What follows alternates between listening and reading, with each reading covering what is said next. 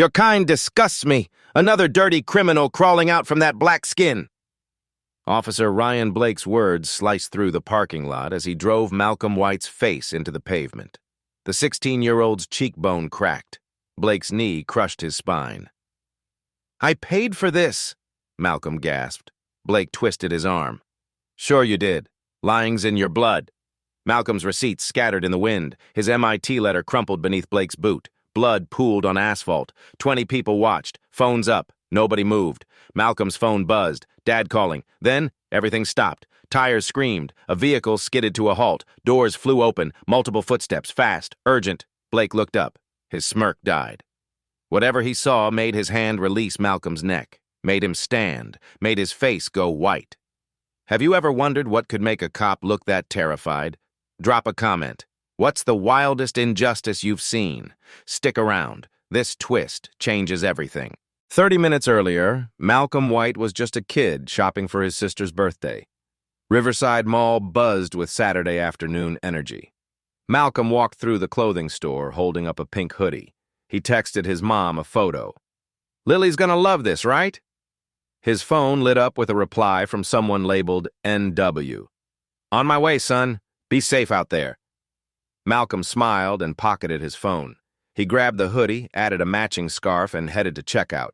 The cashier, a young white woman named Amanda Fletcher, rang him up. "That'll be $53, she said cheerfully. Malcolm handed over his debit card. The machine beeped. Transaction approved. Amanda printed the receipt and tucked it into the bag with the items. "Your sister's lucky," Amanda said. "These just came in yesterday. She's turning 13. Big day." Malcolm took the bag and turned to leave. That's when the alarm went off. Not in Amanda's store. 3 shops down at the electronics retailer. A shrill beep pierced the mall. Shoppers turned their heads. Security guard Brian Hughes spoke into his radio, voice urgent. "We have a 10:15 at Tech Plaza. Male suspect fleeing toward the south exit." The dispatcher's voice crackled back. "Description?" Hughes squinted down the corridor. "Black male, late teens, wearing a dark hoodie and backpack." That vague call, black male in a hoodie, echoed the Trayvon Martin case where assumptions turned deadly. Malcolm was 50 feet away, browsing a window display. He wore a navy hoodie. He carried a backpack. He had no idea he matched a description. Hughes spotted him. His eyes narrowed. Malcolm was the only black teenager visible in that section of the mall. "I've got eyes on a possible suspect," Hughes said into his radio. "Moving to intercept." Malcolm's phone buzzed again. Another text from NW. "ETA 20 minutes, love you." Malcolm typed back, "Love you too, Dad." He never got to send it. Hughes was already moving, already calling it in, already making the worst assumption of his career. And Officer Ryan Blake was already in his patrol car 2 blocks away, lights starting to flash, accelerating toward the mall. Malcolm picked up his shopping bag and headed toward the exit. He had no idea what was about to happen. "Bon dung, de trois viet day du 2102. Malcolm pushed through the mall's glass doors into the parking lot. Sunlight hit his face. He adjusted his backpack and checked his phone. His sister Lily had texted, "Can't wait to see what you got me." He was typing a reply when he heard the voice. "You! Stop right there!" Malcolm looked up. Officer Ryan Blake was striding toward him, hand on his gun holster. His partner, Officer Jason Reed, followed a few steps behind. Malcolm froze. "Me?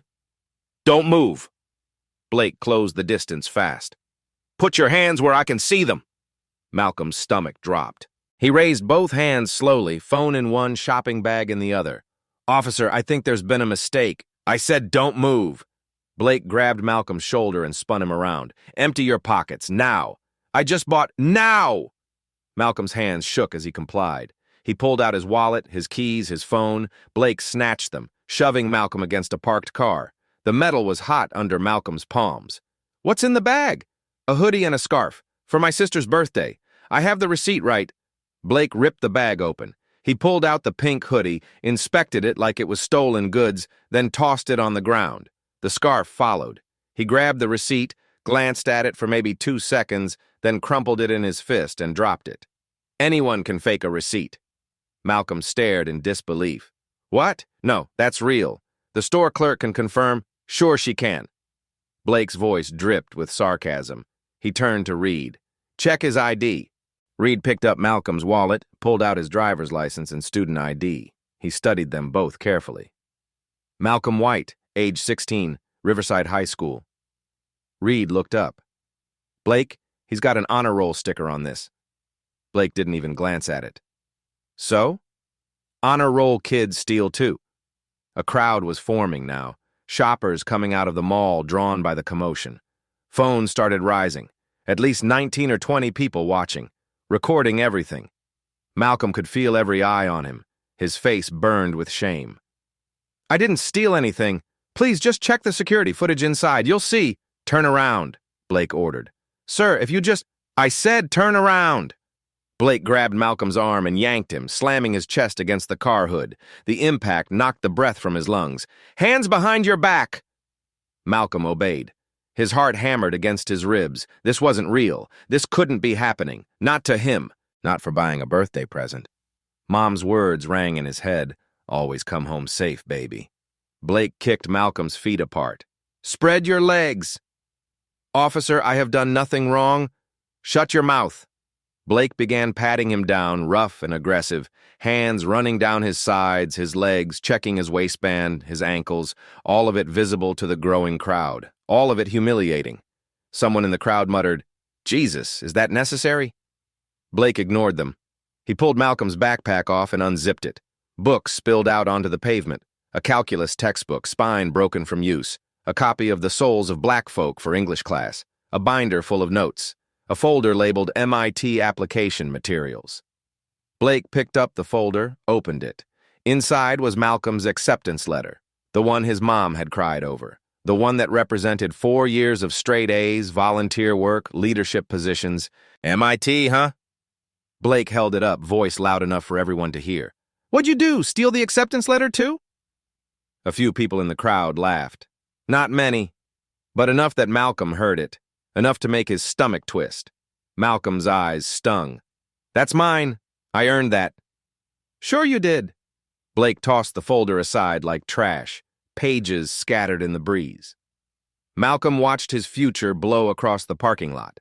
That's when Amanda Fletcher came running out of the mall. Officers! Officers, wait! She was breathless, waving her iPad. I'm the clerk from Style Avenue. I sold him that hoodie 10 minutes ago.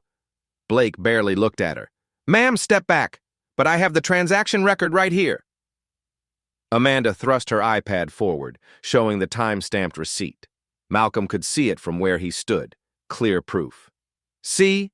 Malcolm White, debit card ending in 3948, purchased at 2:43 p.m. That's him. I remember him because he was buying a gift for his sister. Reed stepped forward. Blake, maybe we should... We're following protocol. Blake cut him off. He turned to Amanda, voice harder now. Ma'am, this is police business. I need you to step back now. But he didn't steal anything. Amanda's voice rose with desperation. I literally just sold him those items. I can show you the store cameras. Step back. Blake's hand moved to his belt, to his weapon.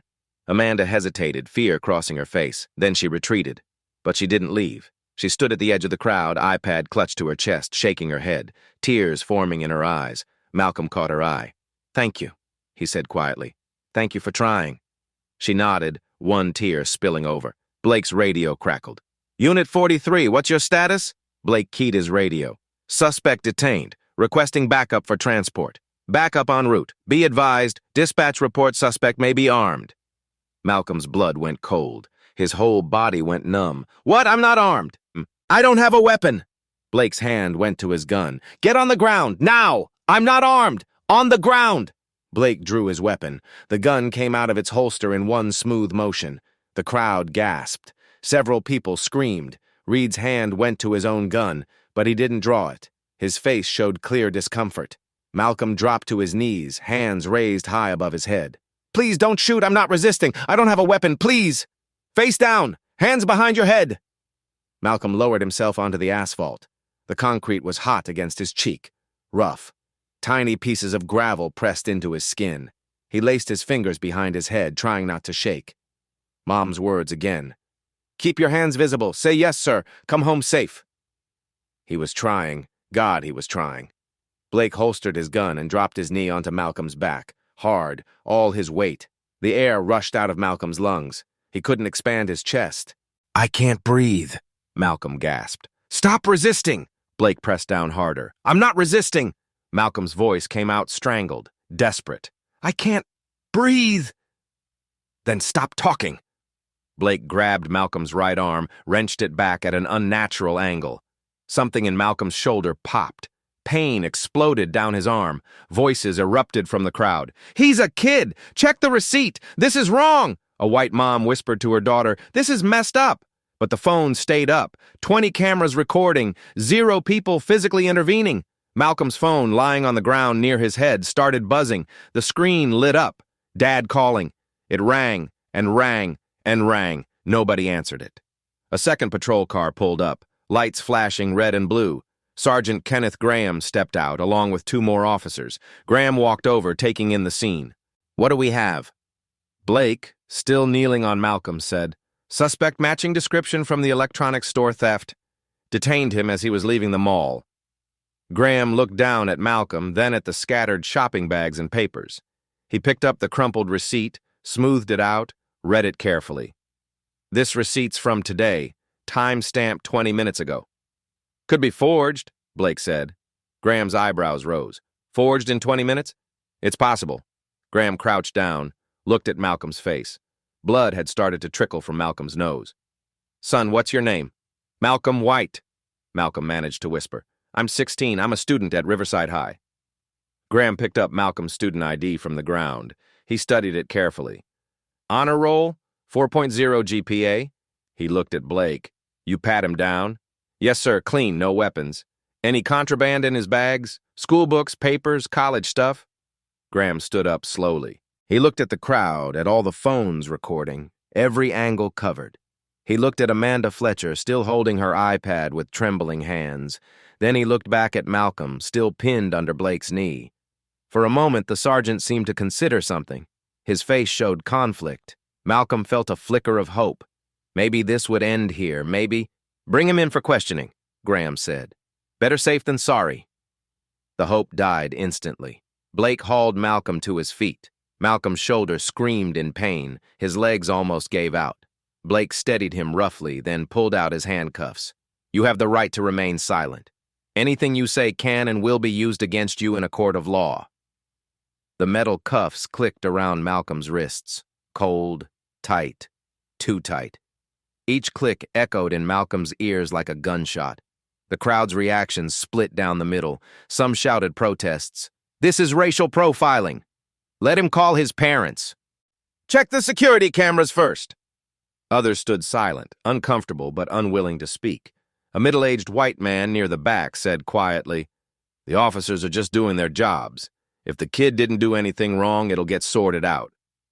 A black woman next to him shook her head. "You don't understand. This is how it always goes." Arguments broke out. The crowd fractured into clusters of debate. Meanwhile, Malcolm stood in handcuffs, center stage in his own public humiliation. His phone buzzed again on the ground. Dad calling, still unanswered. Blake walked Malcolm toward the patrol car. Malcolm's mind raced. This couldn't be happening. He'd done everything right, everything his parents had drilled into him since he was old enough to understand. Keep your hands visible. Say yes, sir, no, sir. Don't make sudden moves. Stay calm. Be polite. He'd done all of it, and he was still in handcuffs. As they approached the car, Malcolm looked back one more time. The crowd stared, some faces sympathetic, some indifferent, some already turning away. Amanda Fletcher still stood there. She'd picked up his phone. The screen still showed Dad calling. Malcolm wanted to yell to her, to beg her to answer it, to tell his dad what was happening. But Blake's hand was on his head now, pushing him down. Blake opened the back door of the patrol car. He put his hand on Malcolm's head, pushing him down into the seat, not gently. The door slammed shut. The sound was final, absolute, like a cell door closing. Through the window, Malcolm could see everything he was leaving behind. The mall entrance where this nightmare started. The scattered papers from his MIT folder, some already blowing away. The pink hoodie crumpled on the ground, dirt-stained now. His sister's birthday present destroyed. Blake climbed into the driver's seat. Reed got in on the passenger side. The car smelled like sweat and old coffee. Reed looked back at Malcolm through the metal partition. "Kid," Reed said quietly, and Malcolm could hear genuine discomfort in his voice. "This'll get sorted out at the station. Just stay calm. Cooperate. It'll be okay." Malcolm didn't respond. What was there to say? He'd been calm. He'd been polite. He'd cooperated completely. And he was still being arrested. Reed turned back around, looking troubled. His jaw was tight, but he didn't say anything else, didn't challenge Blake. Blake started the engine. The car rumbled to life. As the car pulled away from the curb, Malcolm watched through the rear window. Amanda Fletcher was still standing there, phone pressed to her ear now. She must have answered his dad's call. She was talking, gesturing. Good. At least someone would tell him. The crowd was dispersing, some still filming, probably already posting to social media, some shaking their heads, some already walking back into the mall. Just another Saturday at Riverside Mall. Malcolm closed his eyes. His shoulder throbbed with every heartbeat. His wrists ached from the too tight cuffs. His face still stung from the rough asphalt, but the physical pain wasn't the worst part. The worst part was the humiliation, the helplessness, the knowledge that he'd done everything his mother taught him, and it hadn't mattered. Always come home safe, baby. He'd tried, Mom. He'd really tried. The patrol car turned onto the main road. The mall disappeared behind them. Malcolm sat alone in the back seat, hands cuffed behind his back, shoulder aching, throat tight with unshed tears, and somewhere his dad was calling, again and again, unable to reach his son, not knowing that in 45 minutes he would see the security footage, would watch every second of his son's humiliation, would mobilize 10 FBI agents. But Malcolm didn't know that yet. All Malcolm knew was fear and the terrible certainty that his life had just changed forever. The Riverside police station smelled like burnt coffee and old paperwork. Blake walked Malcolm through the front entrance, hand gripping his arm. The handcuffs bit into Malcolm's wrists. Officer Nicole Harris looked up from the front desk. "Name?" "Malcolm White, but I need to call my parents." Blake cut him off. "Suspected retail theft, Riverside Mall, run his record." Harris typed quickly. She frowned. "No priors, clean." Blake shrugged. "First time for everything." "I didn't steal anything." Malcolm's voice rose. "I showed you the receipt. Receipts can be forged, witnesses can lie. So can cops," Malcolm shot back. Blake's face darkened. He stepped closer. Sergeant Graham appeared. "That's enough. Blake, my office. Reed, process him." Reed unlocked the handcuffs. Malcolm's wrists were red and marked. He led Malcolm down a narrow hallway to a small holding room. 10 by 10 feet. Gray walls, metal table bolted to the floor, 2 chairs. A camera in the corner, red light blinking. "Sit tight," Reed said. "This'll get sorted out. When can I call my parents?" "Soon, I promise." The door closed. Malcolm was alone. He sat down slowly. His shoulder throbbed where Blake had twisted it. His cheek stung from the asphalt. But the physical pain wasn't the worst part. The worst part was the humiliation, the helplessness. He looked at the camera. "Is anyone watching this? I'm innocent. I didn't do anything wrong." Silence. Just the red light blinking. The clock read 4:51 p.m. His dad got off work at 5. Malcolm always texted when he was heading home. His family had no idea where he was. Outside in the parking lot across the street, a black SUV idled, tinted windows, no markings. Inside, Agent Victoria Collins adjusted her earpiece.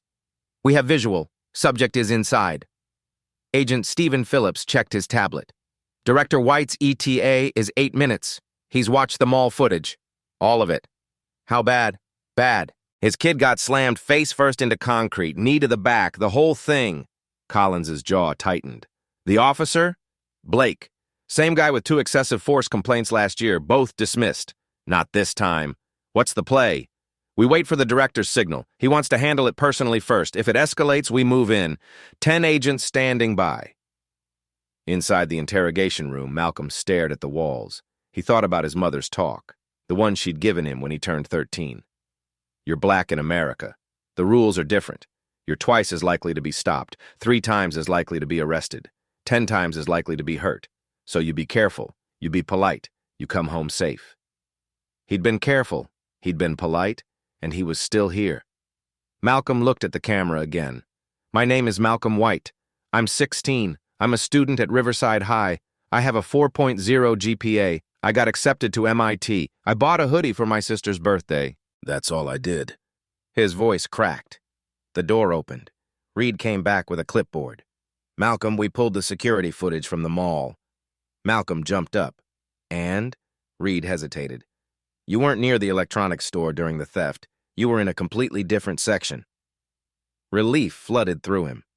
So I can go? Well, Sergeant Graham wants to complete the full report first. Standard procedure. Malcolm couldn't believe it. Standard procedure? You just said I didn't do it. You have proof. I know, but then why am I still here? Reed shifted uncomfortably. Look, I'm on your side, but it's not my call. The sergeant needs to review everything, document it, then he'll release you. When? Maybe an hour? An hour! Malcolm slammed his hand on the table. I've been here almost an hour already. You just admitted I'm innocent. I understand you're frustrated. Frustrated? Malcolm laughed bitterly.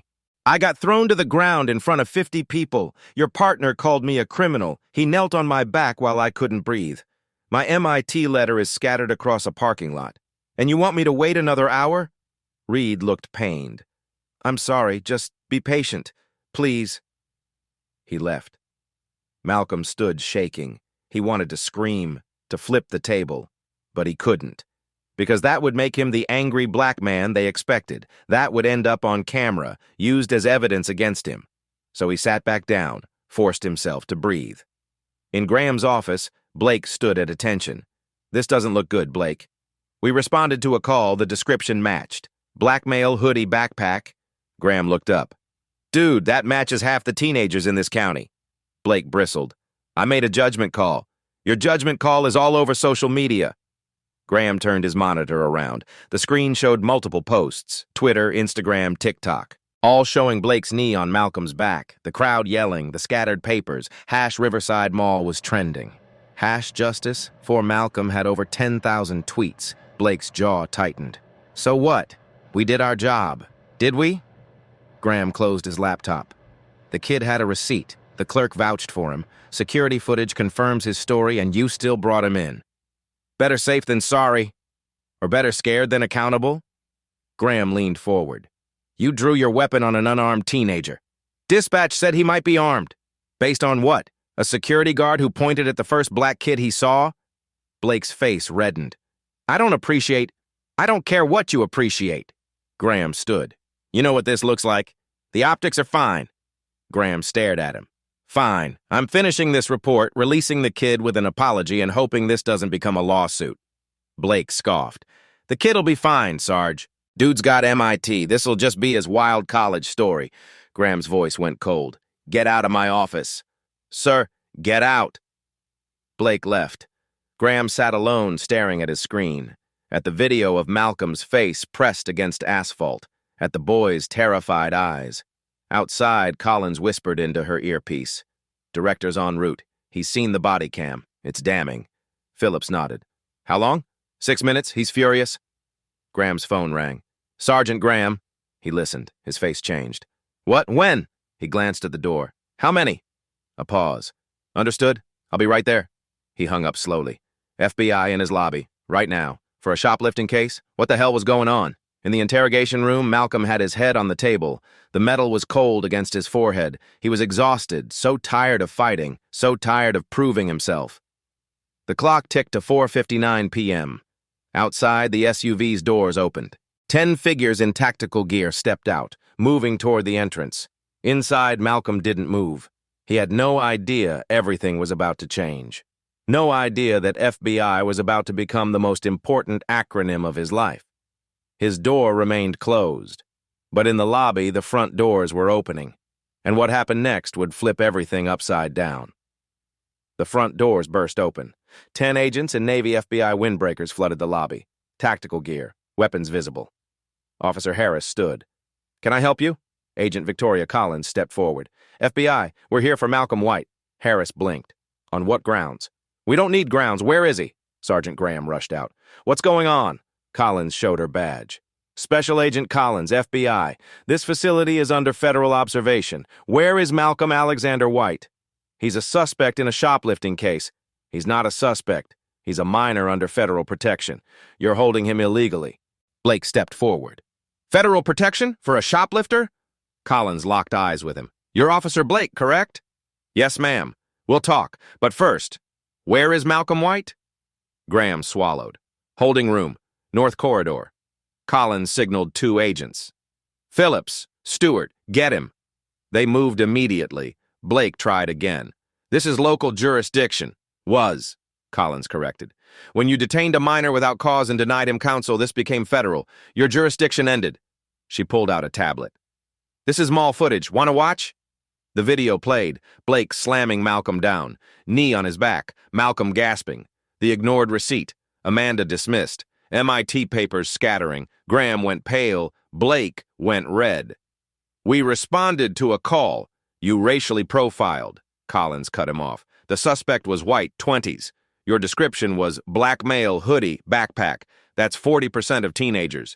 You chose Malcolm because of his skin. Down the hall, agents opened Malcolm's door. Malcolm White? He nodded, terrified.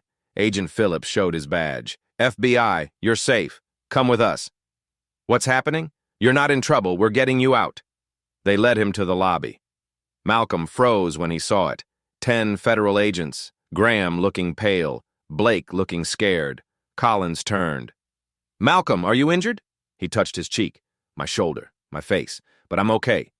Did anyone deny you a phone call or counsel? Malcolm glanced at Blake. Yes, multiple times. Collins made a note, eyes never leaving Blake. Blake stepped forward. Wait. Collins held up a hand. Officer Blake, speak to your union rep.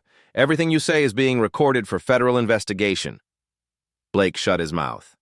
The front doors opened. Everyone turned. A man walked in. Late 40s, black, 6 feet tall, dark suit, FBI badge on his belt. But the way the other agents straightened, the way Collins stepped aside. This was someone senior. The man's eyes swept the room and locked onto Malcolm. Malcolm stared. Something was familiar. The jaw, the way he stood. The, Dad? Barely a whisper.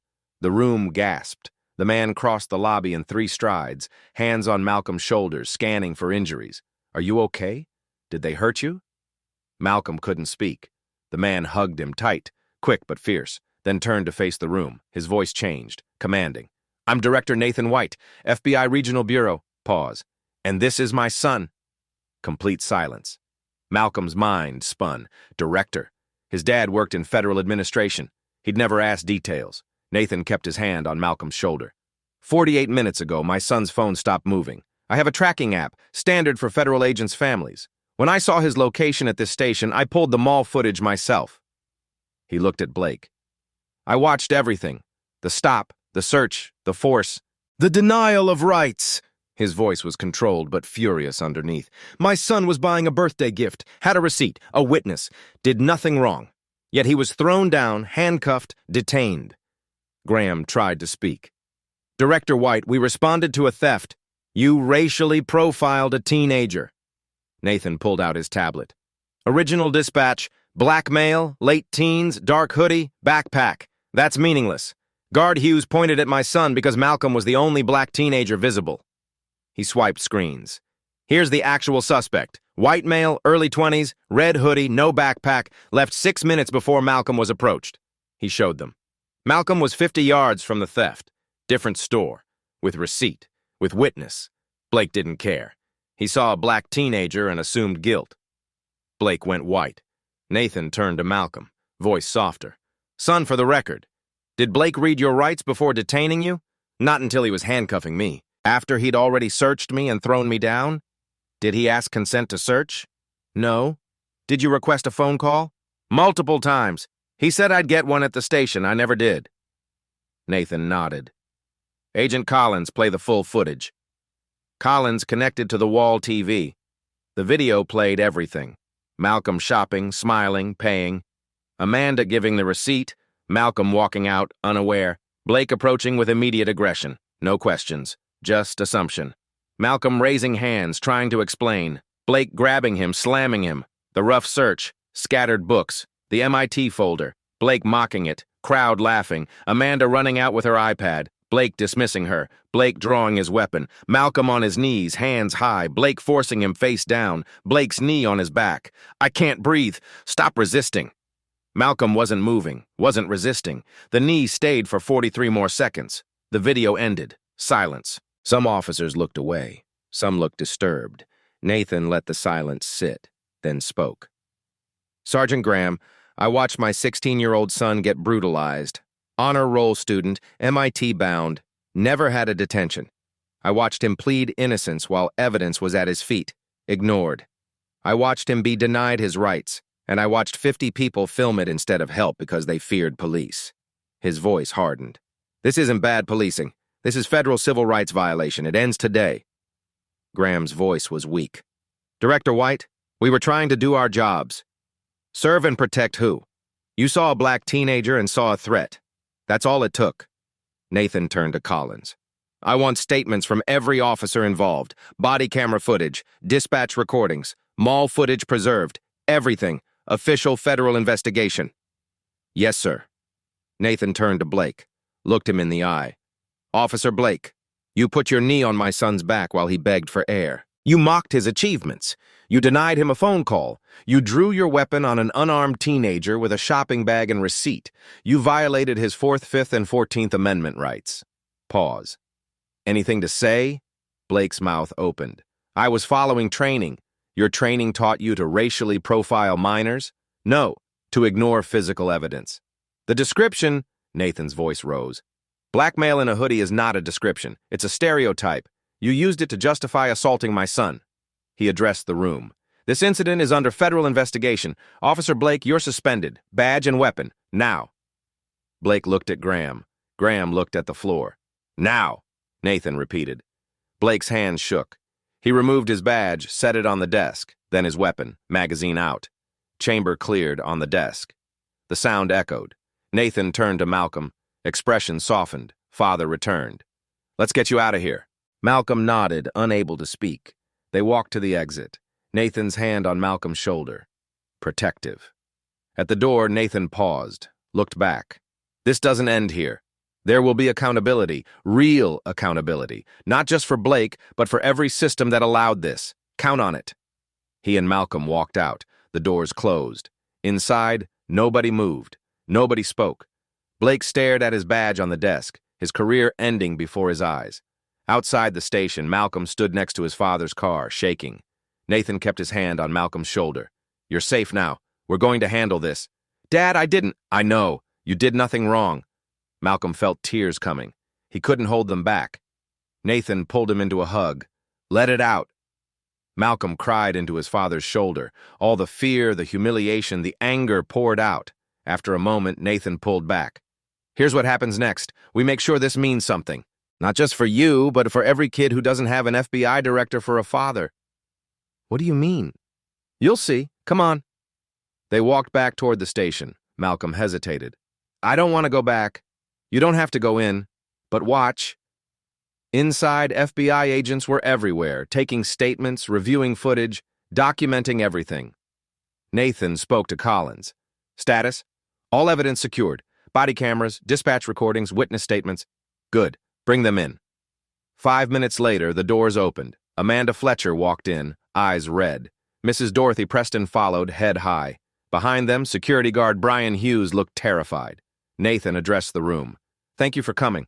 What happened today was wrong. What happens next is up to all of us. He gestured to the TV. Watch this. The screen showed the complete sequence, but this time it started earlier. The actual theft at Techmart.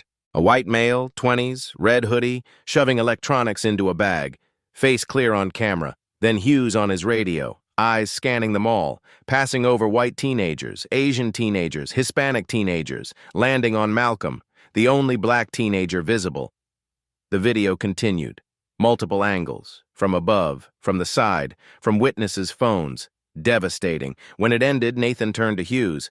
Mr. Hughes, you're not a police officer, so I can't suspend you, but I can do something else. He pulled out his phone, made a call on speaker. Mr. Delgado? Director Nathan White, FBI. I'm calling about your security contract at Riverside Mall. Director White, I saw the news. I'm so sorry. Mr. Hughes is here. The guard who identified my son based solely on skin color. He told police he had no formal training, just instinct. Silence. I need mandatory training for every guard you employ. Implicit bias, constitutional rights, de-escalation, quarterly, not one time. The FBI will help set it up. Yes, sir, absolutely. And Mr. Hughes, he's your first trainee. He completes a restorative justice program. Then he can teach other guards what not to do. Nathan looked at Hughes. Sound fair? Hughes nodded frantically. Yes, sir. I'm so sorry. Don't apologize to me. Apologize to my son. Hughes turned to Malcolm, tears streaming. I'm sorry, I didn't think. I just assumed... You assumed I was a criminal, Malcolm said quietly, because of my skin. Yes, and I was wrong. Do you understand what your assumption caused? Hughes nodded. I do now. Then do better. Learn better. Be better. Nathan turned to Amanda. Miss Fletcher, you tried to help. You had evidence. They dismissed you. Would you speak at a community meeting next week? Tell your story? Amanda straightened. Yes, absolutely. Nathan turned to Mrs. Preston. You spoke up. You told the truth. Mrs. Preston's voice was strong. I've lived here 40 years. I've seen this happen over and over. I'm tired of staying quiet. Then don't. Your voices matter. He turned to the officers. Blake stood there looking at the floor. Reed nearby, uncomfortable. Sergeant Graham, here's what happens. The FBI launches a full investigation. Non-negotiable. But things can also happen now. Today. Graham nodded. What do you need? First, Blake is suspended pending investigation. Done. Second, mandatory training for every officer. Implicit bias. Constitutional rights. De-escalation. We can do that. Third, community oversight board. Real oversight. Real disciplinary power. And I want Officer Reed on it. Reed looked up, shocked. Me? You knew something was wrong today. I saw it on your face, but you didn't stop it. Now's your chance to do better. Reed swallowed. Yes, sir. I want that. Fourth, body cameras for every officer. Footage automatically uploaded, public accessible. We can do that. And fifth, Nathan looked at Blake. You complete a restorative justice program. If you do the work, you get a chance to make something good from this. Work with youth programs. Teach officers what not to do. Blake looked up, eyes red. Why would you give me that chance? Because my son deserves a world where police do better. That starts with you choosing to be better. Blake's voice cracked. I'm sorry. Nathan's voice was cold. Don't tell me, tell him. Blake turned to Malcolm. I was wrong. I let my assumptions control me. I saw your skin instead of seeing you. I'm sorry. Malcolm didn't respond immediately. He looked at his father, then back at Blake. I'm 16 years old, Malcolm said. Honor student, going to MIT. I volunteer at a food bank. I coach Little League. Never been in trouble. Never had detention. His voice got stronger. But none of that mattered to you. You saw black and you saw criminal. That's it. That's all I was. Blake's face crumpled. So yeah, Malcolm continued. You should be sorry. You should do the program. You should learn. Because what you did to me, you've probably done to others, and they didn't have an FBI director for a father. Silence. Malcolm looked at all the officers. My dad can make changes here, but you all have to choose to be different. Every day, every stop, every interaction, or nothing changes. Nathan squeezed Malcolm's shoulder, pride in his eyes. My son is right, Nathan said. This ends today. The excuses end, the assumptions end, the violations end, because if they don't, I'll be back, and next time it won't be a conversation. He looked at Collins. File the formal complaint, full investigation, weekly updates. Yes, sir. Nathan turned to Malcolm. Ready to go home? Malcolm nodded. As they walked out, Nathan called back. Officer Blake, you've got a choice. Let this destroy you or let it rebuild you. Choose wisely. They left. In the station, silence hung heavy. Then Reed spoke. I'll do it. The oversight board, the training, all of it. I want to help fix this. Graham nodded slowly. Then let's start. Blake stood alone, staring at his badge on the desk. For the first time in his career, he understood what he'd really done, what he'd taken from that teenager, and what it was going to cost him. 2 weeks later, Riverside Community Center was packed. Over 160 people filled every seat. More stood along the walls. Local news cameras lined the back. On stage sat Nathan White, Sergeant Graham, Mayor Elizabeth Crawford, and Malcolm. Malcolm's shoulder had healed. The scrape on his face had faded. but the memory hadn't. Mayor Crawford stepped to the podium. 2 weeks ago, something happened that we can't ignore. We have to face it. We have to fix it. She gestured to Nathan. Director White has been working with us on real change. Not just words, action. Nathan stood. 2 weeks ago, my son was racially profiled, assaulted, and illegally detained. If I hadn't been who I am, this story would have ended very differently. He paused. Justice shouldn't depend on who your father is. It should be a right for everyone. Applause filled the room. Here's what we're doing, Nathan continued. Mandatory implicit bias training for all police and security. Quarterly, not one time. The FBI is providing the curriculum. Community Oversight Board with real disciplinary power. Officer Jason Reed will chair it. Reed stood from the audience. People clapped. Some looked skeptical. Body cameras for every officer. Footage uploaded automatically. Accessible by public request within 72 hours. The applause grew louder. Partnership between Riverside PD and the FBI to create a model de-escalation program. Nathan looked out at the crowd. These aren't suggestions, they're requirements. They start now. He sat. Graham stood, approaching the podium. On behalf of Riverside Police, Graham said, I apologize to Malcolm White and this community. We failed. We're supposed to protect everyone equally. We didn't. His voice was heavy. Officer Blake has resigned. He's enrolled in a restorative justice program. If he completes it, he'll work with youth programs. But that's not enough. The system failed. We're fixing it. Graham sat. Mayor Crawford returned.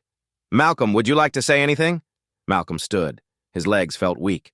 He approached the microphone. The room went silent. He didn't have notes. Didn't need them.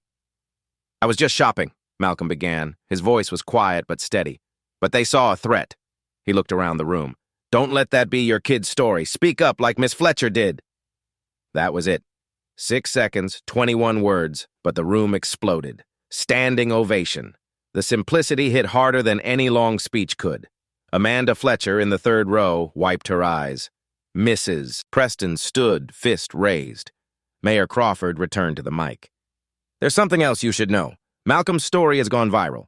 #JusticeForMalcolm is now a TikTok trend. Over 2 million videos of parents having the talk with their kids. Black parents teaching their children how to survive police encounters. White parents finally understanding why that talk is necessary. The room buzzed. People pulled out their phones, searching the hashtag.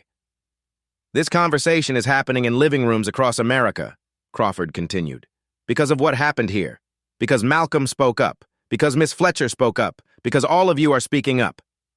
After the meeting, people lined up to thank Malcolm, to share their stories. Then Officer Reed approached. Malcolm, Reed said quietly, I want to apologize personally.